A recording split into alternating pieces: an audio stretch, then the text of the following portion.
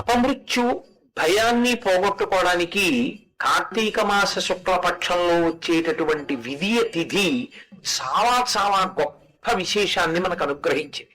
ఎప్పుడైనా ఖాళీ లేదంటారేమో కానీ కార్తీక మాస శుక్లపక్ష విధియ నాడు అన్నగారిని కానీ తమ్ముణ్ణి కానీ చెల్లెలు రమ్మని పిలిస్తే అక్క తప్పకుండా వెళ్ళాలి.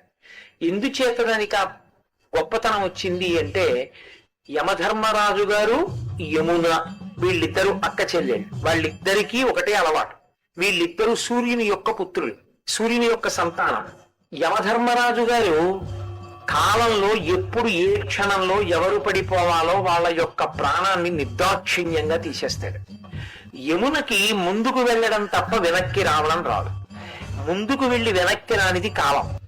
కాలంలో జీవులను వాళ్ళ వాళ్ళ ఆయు ప్రమాణం పూర్తయిపోగానే పడగొట్టేటటువంటి వాడు యముడు.